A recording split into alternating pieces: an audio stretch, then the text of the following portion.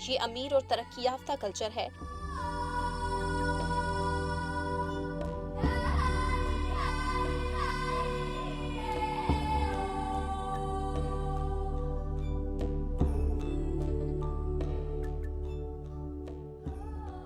सत्तरवीं सदी के दौरान ये किला खस्ता हाल हो गया था।